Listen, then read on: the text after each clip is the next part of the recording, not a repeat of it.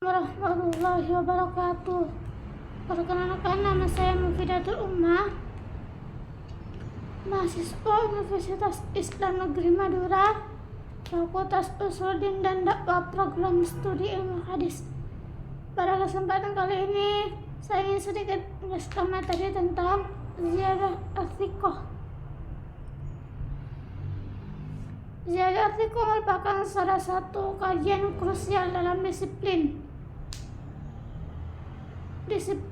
ulum al-hadis yang membahas adanya penambahan lafaz maupun kandungan makna dalam satu riwayat hadis.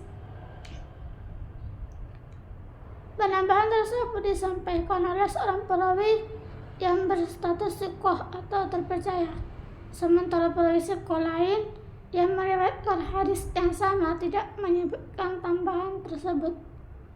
Pengertian ziyadah siqah secara terminologis dapat didefinisikan sebagai adanya tambahan lafaz atau informasi baik pada sanad maupun matan hadis yang diriwayatkan oleh seorang perawi siqah, sedangkan perawi siqah lainnya meriwayatkan hadis yang sama tanpa adanya tambahan tersebut. Adapun bentuk-bentuk ziyadah siqah meliputi penambahan lafaz dalam matan hadis, penambahan nama perawi dalam rangkaian sanad, penambahan keterangan yang berkaitan dengan hukum atau sebab terjadinya hadis.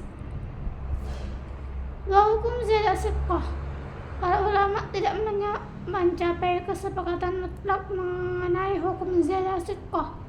Namun demikian, pendapat yang paling populer menyatakan bahwa ziyadah siqah dapat diterima atau makbulah selama memenuhi kriteria tertentu.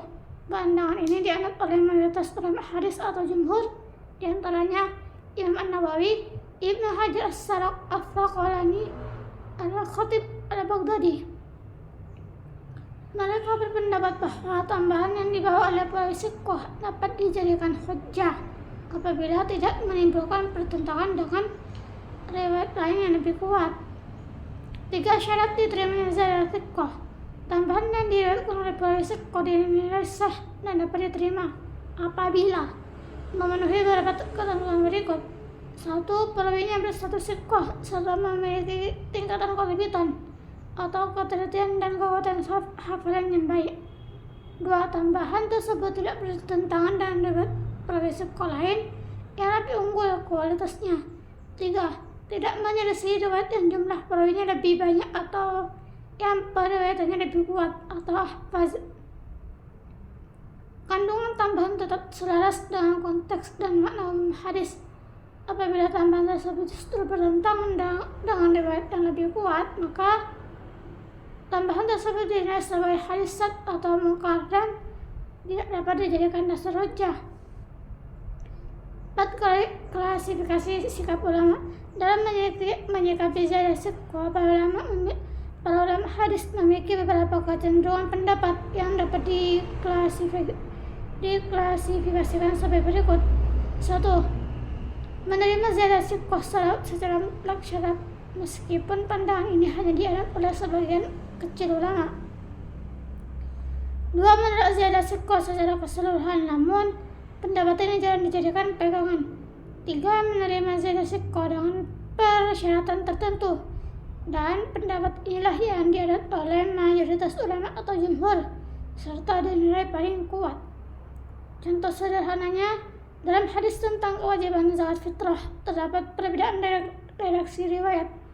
Riwayat pertama menyebutkan qala Rasulullah SAW zakat al-fitri su'an min tamrin atau su'an min syairin.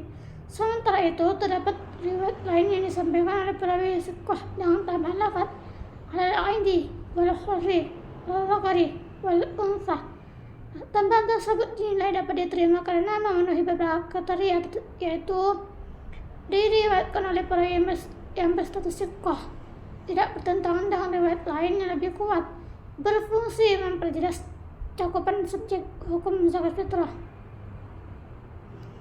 6. Posisi dalam penetapan hukum. Ziyadah siqah memiliki peranan penting dalam proses penetapan hukum Islam, khususnya dalam proses istinbat hukum fikih penjelasan hukum hadis yang bersifat global, pembatasan maupun perluasan hadis sesuai dengan tambahan yang sesuai. Dan yang dapat saya sampaikan, dan lebihnya mohon maaf yang sebesar-besarnya. Assalamualaikum warahmatullahi wabarakatuh.